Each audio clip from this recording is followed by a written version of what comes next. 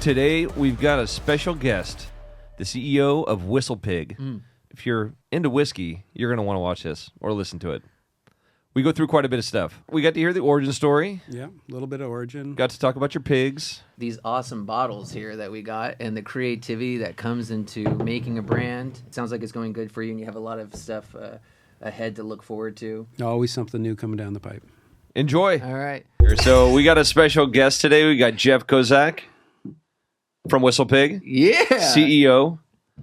And you got a bit of a history with them. You've been with them since 2017? Yeah, it's been about 12 years now, actually.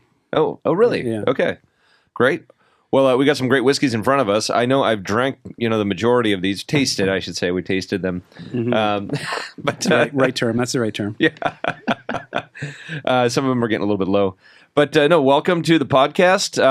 As always, you got Chris Rubio, me, Joe Wagner. We're here with Go With Your Palate. And we are going to talk about the origin story of Jeff and where he's at with WhistlePig as this brand has evolved. I mean, I remember seeing it the first time, and I think you guys were sourcing, or WhistlePig was sourcing whiskey only, and now you guys have become a full-fledged distillery doing everything soup to nuts. Yeah, it's been a journey. Yeah. Well, great. Well, let's start with the packaging, just because I know we were talking about this just a bit earlier. Yeah. And love these, love the packaging on, well, all of it, but overall the toppers on these corks, they're phenomenal. And so I want to know where the creation comes from. Who designs these? What is the story? Is it a marketing team? Who gets involved in the creation? Yeah, I mean, Boss Hog is like our ultimate whiskey, but it came out, I don't know, probably we're on Boss Hog 11, 12 now, so we've gone through 12 iterations of them, and everyone has a different topper, but it's all a different story, different whiskey. But the first one was honestly about one of our original pigs that we had on the farm. So we had two pigs that we used for marketing. One was Mauve, one was Mortimer, and when Mortimer passed away, that Boss Hog got a pewter topper of him going up to the heavens. You know, like the Mercedes symbol? Not Mercedes, the old Rolls symbol, right? Oh, yeah, the wings, angel and everything like that. Yeah, so that was the original pewter topper, was Mortimer going up to the heavens. I think that was priced around maybe $200 back in the day. That was crazy for a Boss Hog, but people just fell in love with it. And then every year since, it's just been a new story, new type of whiskey, something that's collectible. And it's boys for toys, or toys for boys. Toys for boys. Toys for boys, right? And everybody loves them. And, and again, like this year we did one that was all centered around India, right? And it was all about Indian spices. And our team went to India and brought back spices to create that version of the Boss Hog. And so it's just something different every year, and everybody loves it. Well, I haven't had all of them. I wish I had. This one, for obviously, is my favorite. So this is Magellan's Atlantic, right? Yeah. And so this is Boss Hog number 7. And it's just got so much going on, just the nuanced characters and also the very forward characters. I mean, honestly, it's got the core of whiskey, but there's so many other characters that are outside of the realm of your typical whiskey. Yeah. And so the story of how these all come to be, what types of cask you use, all that stuff playing a role in the character and the creation of those styles. Where does that come from? And do you do multiple Boss Hogs every year? It's only one Boss Hog, but there's a ton of that are in development. So we generally have a product that's a 12-year-old world, which is, a 12-year-old whiskey finished in Sauternes Port and Madeira. And then we also do single finishes, which are really like Boss Hog incubators, right, of different barrel types, whether it's a sourced barrel, a made barrel, which, at this point we're kind of running out of barrels to use that are already being consumed with other products. We end up making our own style of barrels. But my point being is like the whiskey flavors and are kind of always on incubation inside of this single finish 12-year product, right? And so you could go to a retailer and you'd see a 12-year that may or may not be a Boss Hog at a later date. But that one you're talking about there, I think there's a ton of flavor coming from the Amburana barrels, which were, descriptively called South American teakwood, right? Yeah. But so that, that tastes like, I don't know, Christmas in a glass, right? I mean, it's all baking spices and a ton of honey, you know, a lot of sweet, you know, cloves, right? So that one, again, people loved it.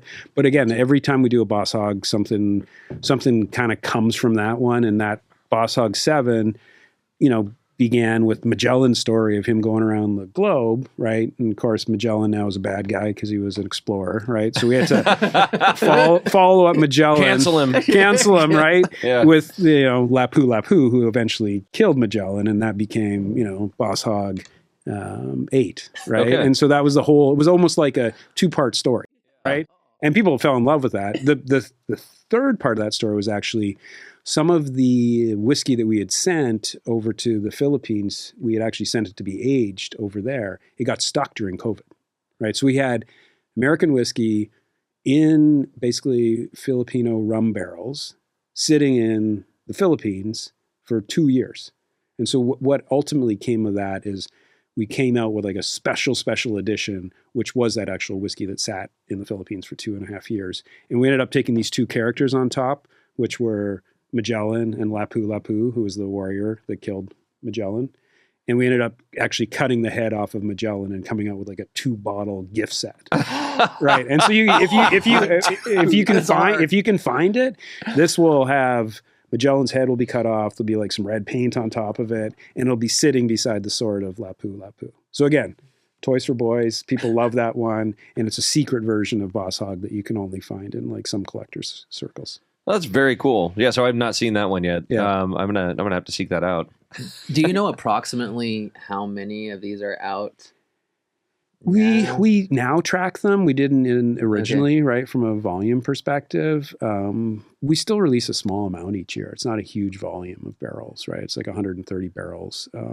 So again, it's super collectible, and you usually can tell if it's gonna sell out or you'll see some pricing pressure right off the bat from the retailers. So we're just like conservative in that. Like you don't want to basically, you know, flood the market with something, right? And so we have to like restrain, you know, how much we actually put to market each year.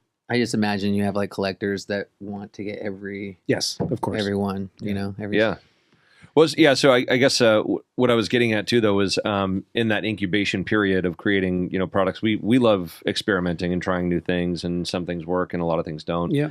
But does the distilling team and you know everybody that it is participating in the blending, are they looking at a number of different options for a Boss Hog each year, or did they have something specific that they started 12 years ago that they're thinking like, no, we know this is we're going to do this, we're following this all the way through, or is it like 3 different projects? Yeah, I think it's choose your own adventure. I mean, I think you'll be looking at different finishes, different whiskey types, and then also stories that resonate, right? And so the marketing team and the whiskey makers, and it's a small group. It's like there's nothing outside. There's no agencies involved, right? They're looking at it saying, okay, you know, what are we looking at from the whiskey making side? What are we looking at from the marketing angle? And then also, quite honestly, where do they want to travel to? Right, because they're looking at, you know, Boss Hog is more about a travel story and a faraway land and bringing back ingredients from some country that really generally hasn't been used in whiskey making. So a lot of the times, even that one you're looking at right there, Boss Hog 9, they went to Greece, they brought back and made like a local tempura, which is like kind of their own version of a domestic drink that's consumed in Greece. And so then they came back, made that in Vermont, and made it with a fig kind of compote. And they ended up creating these barrels, right, that then the whiskey was finished in. So I think, honestly, it's like what excites people and gives them new ideas is seeing new cultures travel. Yeah. And that also kind of begets where Boss Hog ends up. Yeah. And so you're able to, some of this you send off, and some of it you bring the actual ingredients to the distillery. Yes. And you know, in a sense, you're making barrels from some ingredients by creating a, you know, one of the most famous or favorite Boss Hogs was when he went to Japan and actually brought back a yumishi, basically alcohol, and then took that yumishi alcohol that had been sitting in Japan for 10 years and then aged it in barrels in America and then finished Boss Hog in that yumishi barrel. So it's just a really creative way of, you know, telling a story, but also making a great whiskey. Well, I mean, so this being Boss Hog being the kind of like top rung that's accessible beyond kind of your single barrel stuff that you guys do. I find it fascinating. You've done such a good job from the beginning of having so many different tiers where people can get acquainted with the brand at a lower cost of entry. It's still not, you're still luxury. Yeah. But you can then run up to being one of the most expensive domestic whiskeys out there that's accessible, in my opinion. Yeah, and I think it came a lot with like having a hierarchy or a portfolio that the consumer could navigate. They could start at Piggyback, which is a 6-year whiskey, move up to 10 if they're looking for something to sip, 15, which is finished in Vermont oak heads. So yeah, you're right. I mean, you're giving them different choices and different experiences along the way, which is sometimes tough in, other whiskeys if you don't either have an inventory that'll support it, or you don't have the team that can actually, create different profiles. Yeah. Right. And that's what we've really benefited from, is like a lot of different type of cask finishing, which wasn't traditionally used in American whiskey. Yeah. Do you get a lot of shit for that from the more traditional? Purists? Yeah. Of course. And I mean, again, you're always going to have the haters, right? And you're going to have the people that love what you're doing. But I think, again, like you also got to keep it interesting for yourself, right? And, like what can we put, this whiskey in, or what style can we do that still keeps us entertained? Well, I'm glad we both have a fond love of the haters out there, because it's. I think that they're missing the whole idea that we're bringing new people into a product and getting them excited about something. And there's a place for tradition. There's a place for that very historic side of winemaking or whiskey. But I think there's absolutely a place for innovation, and that's something that if you don't evolve, you're going to dissolve, right? Yeah. And so I think that seeing WhistlePig and the progression of what it's been and become is really great to see in the whiskey world. And glad you guys are having success with it. Yeah, we're having fun, which is the most important thing. How many SKUs do you guys have right now? I mean, really, that's like always in on. circulation, On, it's about like 6 or 7. We have a couple, Piggyback Rye and Bourbon, 10, 12, 15, 18 Boss Hog. That's kind of like the core. And then we have a couple SKUs that come in and out. All right. So it's not a huge amount, but again, there is a lot of collaboration projects and different innovation that kind of goes in and goes out. And again, it's just something to keep yourself relevant in the in the whiskey space. Yeah, I'd like to. I'm just like super interested in going back a little bit to your origin story, to where this kind of all began. I mean, you started out in Canada, right? Yeah, I was a Canadian. I was a Canadian. You can have every Canadian, I don't know, I played hockey, grew up on skates, all those kind of stereotypes. Born out of a frozen lake. Born out of a frozen lake. I was that kid, right? I grew up, ended up, my first job was being an accountant for a commodity company. So they were, trading oats and corn and wheat and beans.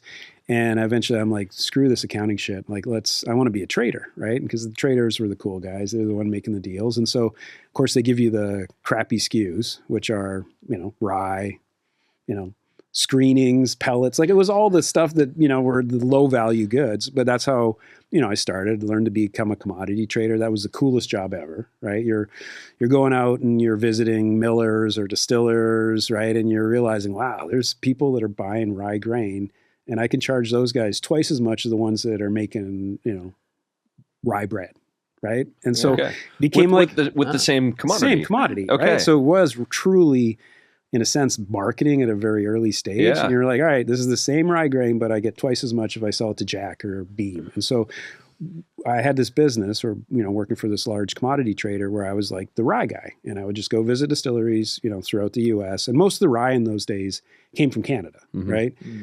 And just super lucrative. And eventually it kind of burned out of trading commodities, and ended up convincing Jim Beam, because they were this large buyer of rye, that I should just work for them, because, to be honest, I was ripping their face off, right? I was making way too much money. So it was pretty easy to convince them. So you were going to the other side of the aisle. You were going to be defending the price. You're like, no, I know this works.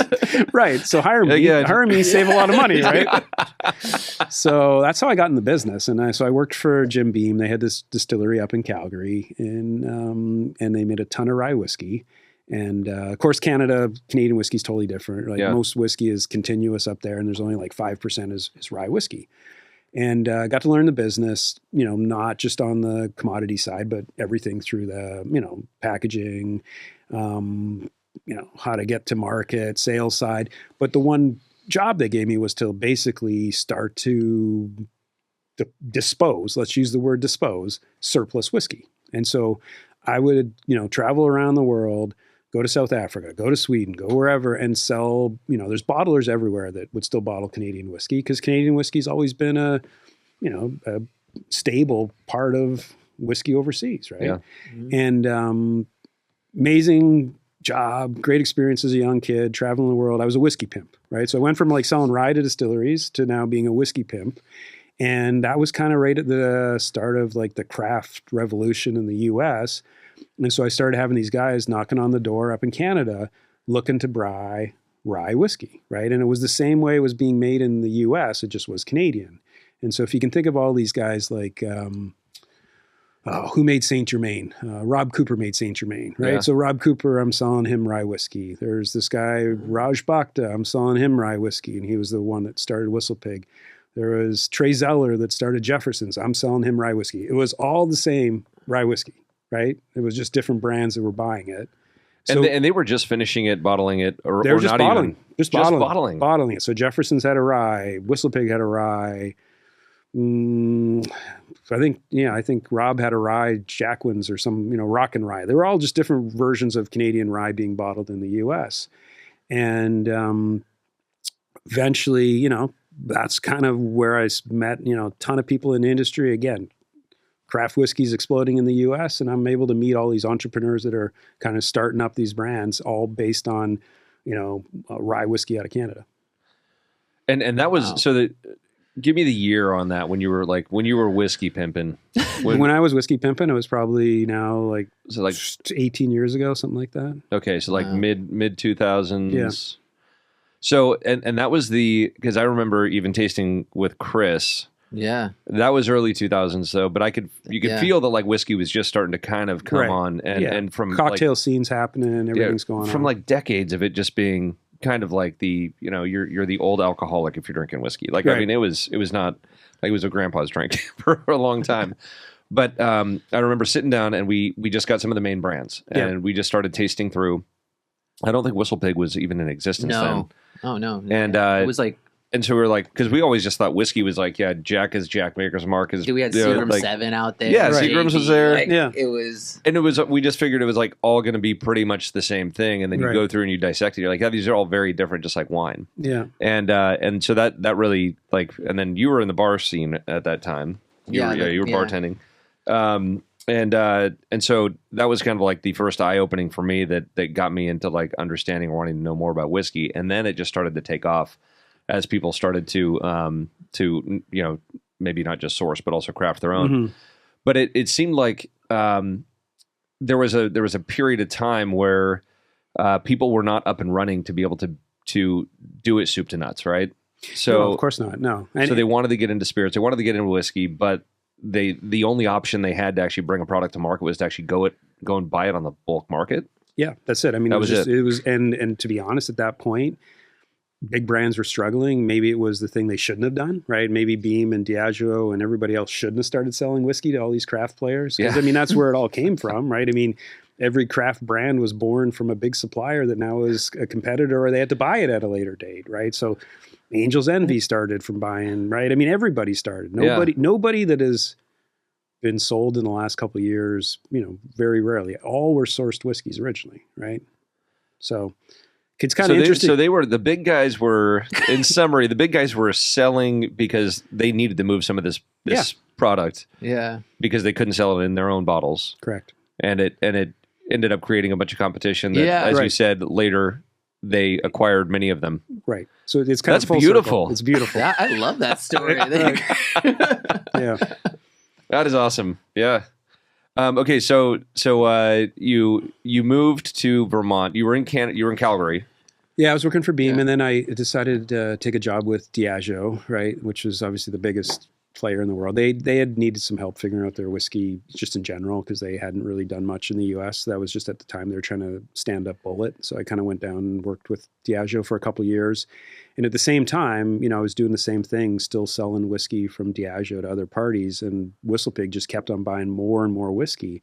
And, I started to, get to know those guys really well. And I went to my wife and I said, hey, let's take a shot. I mean, I think these guys have more rye whiskey now in barrels that they own than anybody else out there. Cocktail scene's happening. And, we decided to go from the biggest company in the world to this tiny little nothing, right? I show up in Vermont. We're bottling on picnic tables. Like there's no infrastructure there. Like, I mean, it is like the early days. And yeah, I mean, it was a dilapidated farm, middle of nowhere. And, that's kind of how it started for me at WhistlePig. And you're employee like number... I call myself the first professional employee. Okay. Yeah. I know exactly what that means, actually. I'm not saying I knew what I was doing. I was just saying I was the most professional. Yeah, employee. I can definitely say I was one of those. I was not the first most professional employee at my own company. Yeah, that's great. But yeah, because you moved on to like a farm, right? So that's how I live on a farm in Vermont, and the distillery, is on a farm, right? I mean, I haven't changed my brake since I moved to Vermont. Like there's no lights from my house to the farm. Right? Oh, that's wild. And today, now it's as far as infrastructure and growth and hospitality, that's what I'm, most curious about on this front. How do you manage hospitality in your a world? Place where, there's nobody. Well, I mean, you got to think about it. Like when we first started, we just were trying to get a distillery up and running, and it took a long time just because there was a ton of red tape in Vermont. Eventually got that up and running, and then we ended up building a ton of warehouses in upstate New York to kind of support our whiskey, needs and where we could store. And then ultimately, probably in the last 4 or 5 years, we got good at hospitality because we had a lot of people wanting to come to buy barrels, retailers. It's not open to the public. So it's strictly, on invite only. Okay. And so if you're coming, halfway across the country to a place in the middle of nowhere, you better get good at hospitality or nobody's going to want to stay. Yeah. And are there places to stay out there? Not really. We are pretty remote. So again, we generally host on the farm. We have a couple houses there. So if you can think about it, it's like when you come to Vermont, come to our distillery, and you guys have to come, you're really just our guest, right? And so we're there, and we're obviously going to have to service and feed you guys, and make you feel at home. But it is different from other whiskey companies that are bringing through their customers or clients, where they're like, all right, we got to get you in, you got to buy a barrel, and you got to leave in like an hour, right? It's much more of a machine. When people come to visit us, they're there for the day. We go fly fish and hang out with them because they've come a long way, right? Yeah. So it is a bit of a hospitality, piece of the puzzle, and it's just a more personal experience. Well, those personal experiences make the biggest difference, I think. Oh yeah. You can't touch as many people and get them acquainted with the brand, but you're going to leave an indelible mark. That's what we've seen, and we were talking about it. One of our projects going on right now, and what that may evolve into, getting people acquainted with the actual process of winemaking.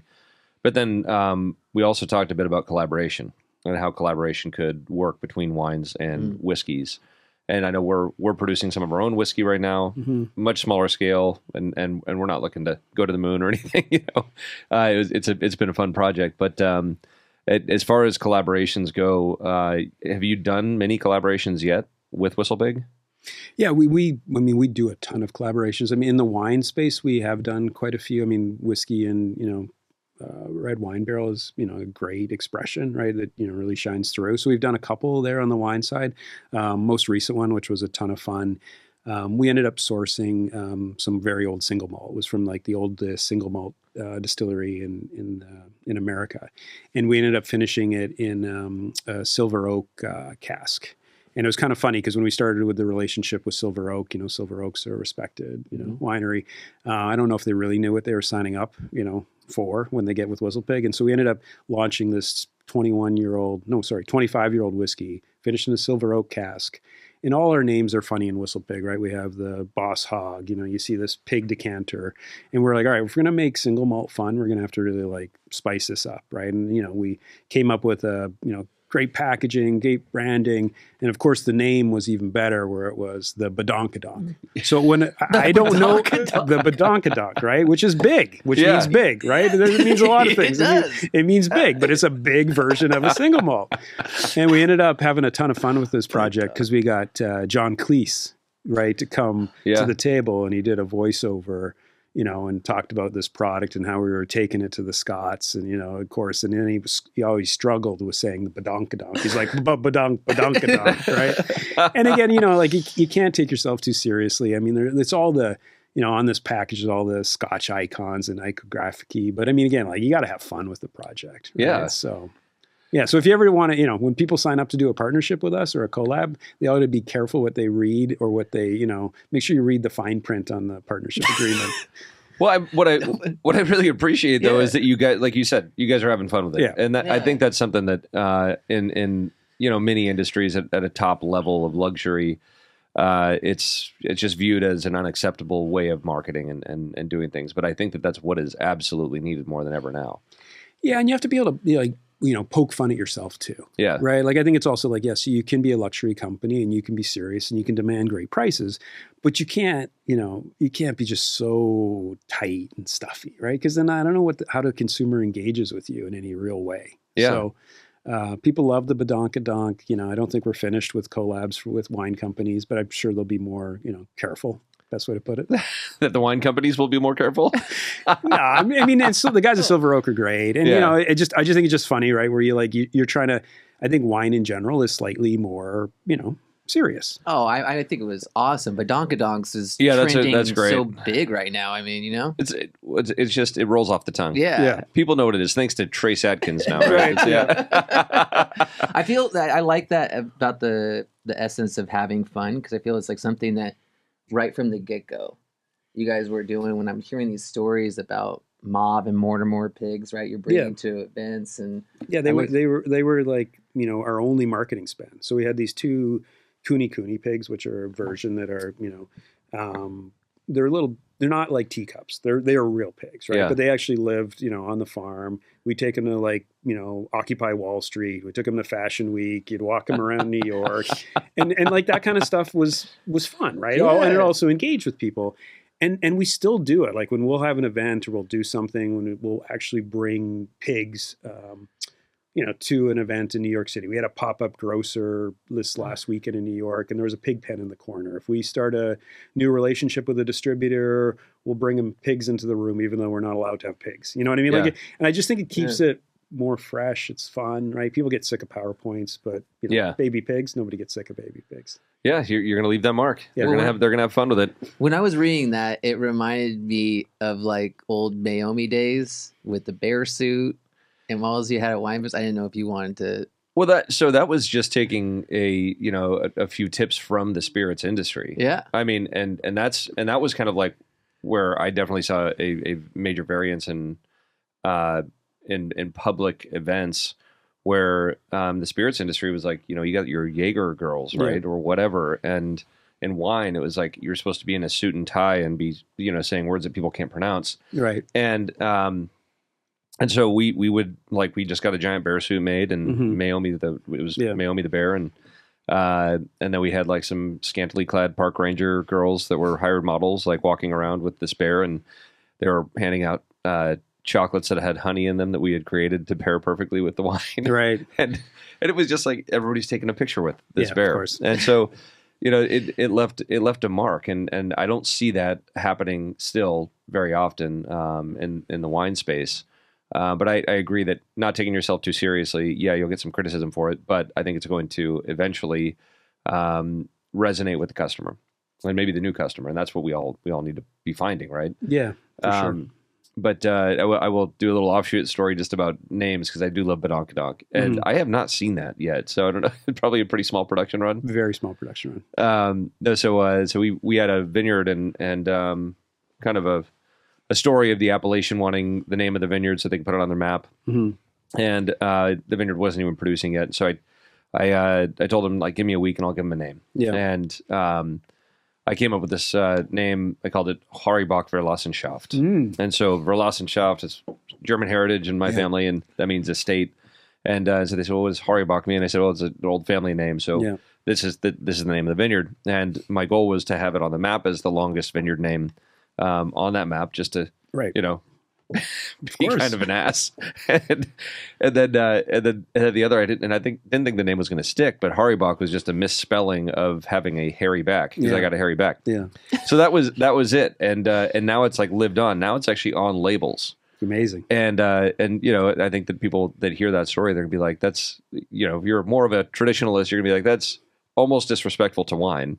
In my mind, I'm like, no, that's the fun shit. It is. Yeah. It is. And the funny thing about the Badonkadonk, it was almost, we actually launched first a 21-year-old version of that single malt, and we called it the Beholden, right? Which is kind of, again, back to like, Monty Python, John Cleese, the Beholden, right? Yeah. And you're still making fun of like high-end single malt, but the consumer didn't get it. Nobody got it. So they're like, all right, we're going to bang you over the head. If you don't get the Beholden, it's kind of making fun of Scotch. Let's call it the Badonkadonk. So you're right. Sometimes you have to go a little bit further, or a longer name, or hairy back, like to get it out there, right? Yeah. If it's too subtle, sometimes it just misses.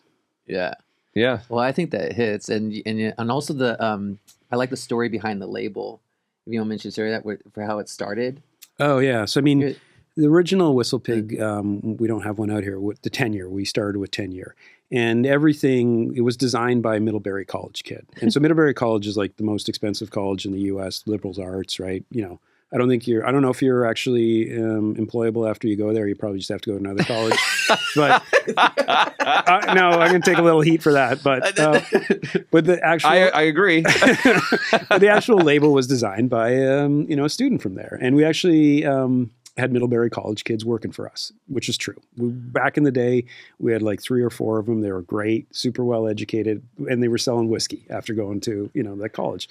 But the story about the label was that if you went to a label house today, they would tell you everything was wrong with that label. Like there was, too many fonts, they're all mismatching. The label's too wide.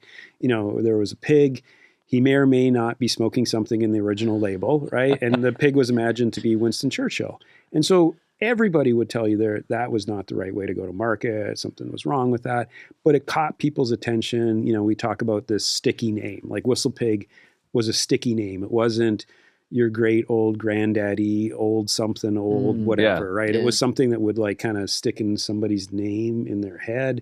And there was a pig on the label. And so it all kind of played together. And I think any brands, if you can, if I say, I don't know, pick one, Nike, you can imagine the label or the logo, right? And if you have WhistlePig, there's a pig somewhere there. And to be honest, in recent years, we've just leaned totally into that pig connection to WhistlePig. And if you go to a retailer, it'll just massive gold pigs, on the floor beside of bottles, because you're really just trying to stick inside of consumers' heads, right? Yeah. Yeah. If they remember Whistle, it could be called Whiskey Pig, WhistlePig. As long as they buy the bottle, we're happy. So, and where did the name actually come from? It was actually, again, same thing. The connection was not as obvious, but it was originally a name. There's 2 variations of it. There was either one that our pigs were basically, lying there, and when they snored, they sounded like it whistled. Okay. That's the current version. And there's another version, that the WhistlePig is obviously a groundhog, and that's, in some cultures they use that version of it's a groundhog. But that obviously is, at the end of the day, what's the right story? The right story is what the consumer remembers. And all I want them to remember is great whiskey and WhistlePig. Well, and like you said, very sticky name. Now, so I've heard the groundhog story. Yeah. So, and why would that be a relevant story for the distillery? It isn't. It's just that, again, like you think when you create a name, whether it's the Badonkadonk, it doesn't really matter where it comes from. Right? Yeah. It's more, well, how does that connect to the whiskey and the story behind that? And so, again, I always look at it and say, right, like, what's the story we're trying to tell in each of these products? What's the name? Is there a sub name that helps with that? And then can the consumer match the description in his head to what's on the label? Yeah, like what you said, when the customer comes in, even if they get it wrong, they're gonna connect with that pig part, and you don't got any other pigs out there, right? Right? Like, and so to me, like, we're not gonna like suddenly come up with some new marketing angle. We're just gonna go deeper on pigs, and that's truly like whether it's in the retailers or whether we're doing it at events. If there's not pigs there, then I'm pissed off. That's good. Set the standard. Set it high. Yeah, and so let's see. We're talking about some of your more recent moves. Are you guys doing much farming? We are. I mean, we're a real farmer. We're not a great farmer, but we're a real farmer. We're still growing in the farming space. We're on like about 500 acres, and we farm 300 to 400 each year, and then rent a little bit more.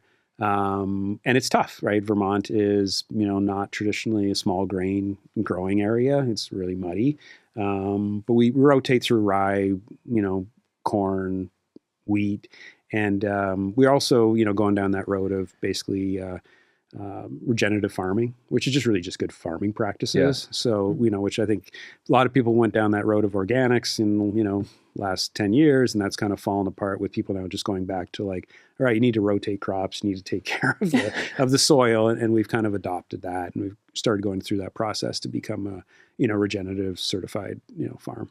Okay. And you're, that kind of just, the product that comes out, or the mash that comes out of that and gets distilled, is that staying more or less in kind of general population, or is that a special?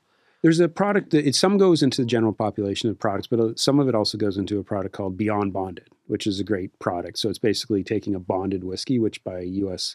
laws has to be produced and bottled in the same facility, right?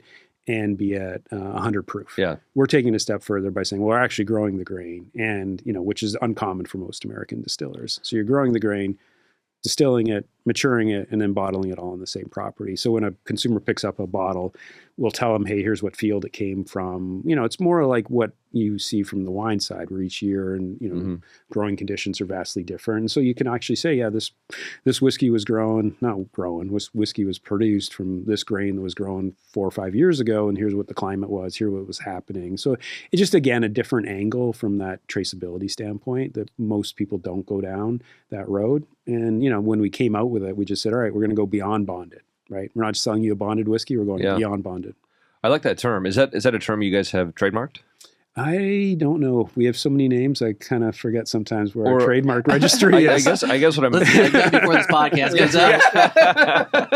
I guess what I'm thinking is that that almost should be a term, because we have like estate bottled, yes, and not many people really even know what that means and the details behind that. But because I love bottled in bond, I think that kind of linear approach to a whiskey really does lend itself to being able to compare and contrast and understand things a little bit deeper.